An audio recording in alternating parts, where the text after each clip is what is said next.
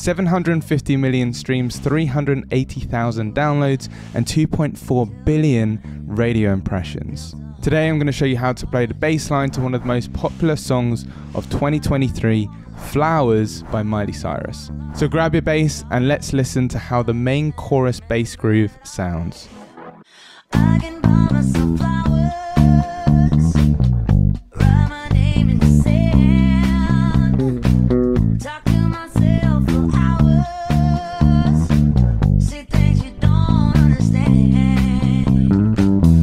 I can take myself dancing, and I can hold my own head. Yeah, I can love me better than you can. So before we talk about how to play the bass part and all the fingering and everything, let's quickly talk about the sound and tone that I'm trying to get from the bass. So as you can see, I'm using my Fender Jazz bass because I felt like that sounded like the tone on the record. I'm also using a bit of compression, which is actually built into my audio interface.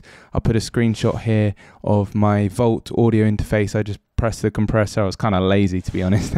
I should have got my compressor pedal, but I just stacked that on and it sounded really good. I'm also using a pick. Now, I originally transcribed this song just finger style, but then I actually switched to a pick and it sounded a lot more like the original. The picks I'm using, because everyone's going to ask, a Dunlop 1.5. I'm not super fussy when it comes to gear and stuff like that, but these are the ones that I've actually been really enjoying. They're new picks for me, so I'm kind of enjoying them at the moment. And this is actually really important, so I thought I'd address it here. But when I'm playing the bass part, I'm kind of palm muting as well. So I'm playing pick, right? And then when it goes to the octaves, I'm actually taking my palm away and then palm mute. So I'm kind of bringing up the palm here, so I'm kind of palm muting with the pick, but then when I want certain parts of the bass part to stand out, I'm removing my palm so I can get that grittier tone. By the way, if you want to grab the full PDF transcription of this song with the tab and notation all written out, then just click the link below and I'll send you over the sheet music for free. Now, when learning a new song like this, the first thing I'll do is try and listen for what the key is. This song is in the key of A minor, one of the most popular keys, has no sharps or flats. So a lot of these chords are based around the A minor scale, and it's all based around the A minor world as it's in the key of A minor. So the chord progression that kind of goes throughout the whole song, verse and chorus, is A minor, so the 1 chord, D minor, so the 4 chord, G major, the 7 chord, C major, which is the relative major of the key, which is the 3 chord, and then it does this kind of passing chord, I guess you could call it, where it goes to a B. Now that's actually a G major chord with a B in the bass. And the reason why that's there is it's a really nice way to get back to the 1 chord. So 3 chord, 2 chord, I guess you could say it's a substitution for the 2 chord, and then back to the 1 chord. So if I was just to play the root notes, this is how the bass line would sound.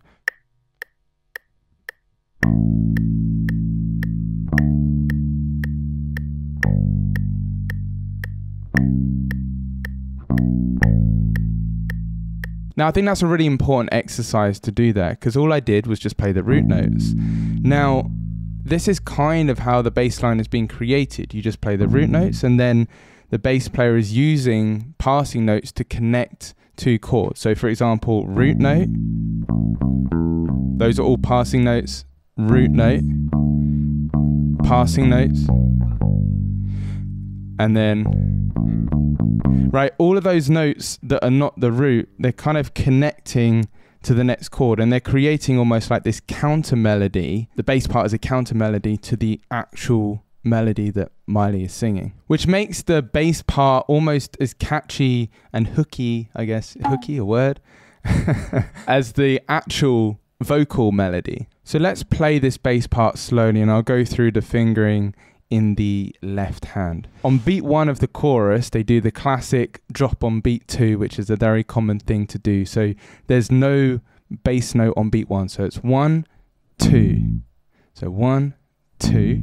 And that note is short, so I put a little dot there. That dot means staccato, which means you play the note short. So 1, 2, and then I'm using my fretting hand and a mixture of palm muting, but muting in the left and right hand to cut off that note. So 1, 2, right? Nice and short, not 1, 2. It's 1, 2. Cool. And then I play another A, and I'm doing this on the open string just because it felt comfortable to me, but you could play the A here, and I think sometimes I do actually play the A there in the full transcription that I play. You can probably find that somewhere on the channel of me playing the whole bass part. But here I'm going to go open string and then C, E, C, and then kind of shift up and play the D with my 4th finger. Now this is really key to get the articulation right here. Now I was playing it originally when I transcribed it, the next bar. Now you can do that, but if you really want to get it more accurate and sounding like the recording, this is what it sounds like to my ears. He or she is going. So they're sliding, they play 2 root notes, so 1, 2, 3, and. To me, that sounds like a slide. I don't think I've notated that in the sheet music, but that's what I'm playing. Right? And that's kind of a really key part of the bass part when you listen to it.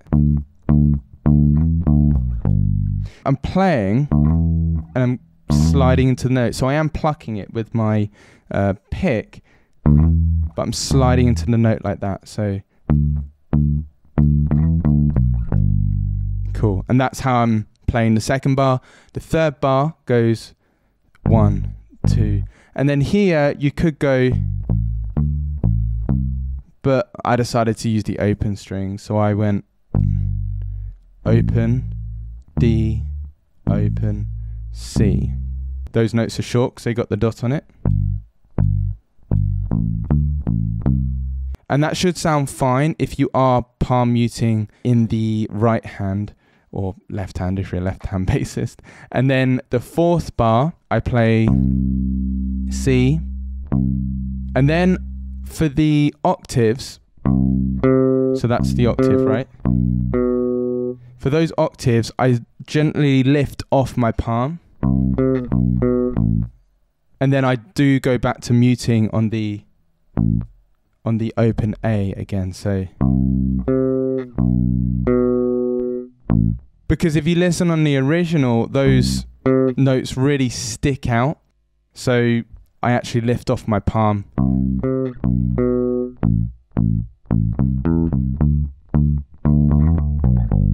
Yeah, cool. By the way, if this is helpful, this is actually exactly what I do with my students every single week inside the Bass Mastermind, as well as giving personalized one-to-one feedback and support to all of my students. If you'd like to find out more, you can apply at studywithjaz.com, and that's jazz with 1 Z, J-A-Z. There'll also be a link in the description where you can fill out an application to potentially become one of my students. So that was the first 4 bars. Now the second 4 bars of the chorus are pretty much the same with a few slight variations, but quite important variations as well. So if we take the 5th bar of the chorus, we actually have 2 root notes, so 1 and 2 on beat 1 and 2. So this is all the same. All the same. This is where it changes, which is again really nice, again doing that sliding thing, and you can really hear in the track that slide because you can almost hear the frets in the slide. So that bar there, we have, so C, and then I'm sliding from the G to the A, and then back to the root note A. Now this is the section, these next 4 bars, I think really separate the difference between, say, an amateur bass player and the bass player playing this track. And it's the articulation that changes. So the bass notes don't actually change. It's just the way he or she is playing the bass notes. So in the first 4 bars, there's that strong 1, 2, 1, 2, right? So beat 1 and 2, like both notes are short. Now, here's what happens, which is really, really cool. And these are the subtle things that, you know, pro bass players will be thinking about when playing this song. Now, if you want to play it like the original, what the original bass player does at this point is instead of going short, short, he actually goes short, long, short, long. And it creates this kind of like, like landing on beat 2, this kind of almost resolution rhythmically on beat 2. It's very interesting. Like, try and listen to the track and pay close attention to that. So slowly we have short, long, short, long, short, long. And then it actually goes somewhere different. So the first 2 sets of 4 bars, we have short, short. Then it slightly changes towards the end of the chorus. And I just think these kind of things are really cool. I kind of geek out about this. Short, long, short, long. And it really changes the groove and the feel of the bass part. So yeah, then we go to the C, B, and then we go to the 6th chord, the F. And really, he's just staying on the root note with a few passing notes. So really, he's just playing the root, and then he went up to the G to have this like descending motion, and then 5 chord. Now that 5 chord, what's interesting is it's actually major. Now, you'll find this is a huge tip actually. In a lot of minor songs, even though technically the 5 chord should really be minor, in most minor songs the 5 chord is actually major, and I won't dive into why that is. I'll link to a minor harmony masterclass I think I posted here on the channel. I'll link that below in the description so you can check that out. Yeah, I won't dive into why because it requires a bit of theory, but just note that when you're in a minor key, the 5 chord is usually major, and in this case it can be a dominant 7th as well. But we don't need to worry about any of that as bass players, as we're just playing the root. Make sure to grab the PDF down below, and if you enjoyed this lesson, make sure to click here and watch this video next. Because in this video, I break down one of my favorite Toto songs of all time, just like I did here today. So click the video now, and I'll see you there.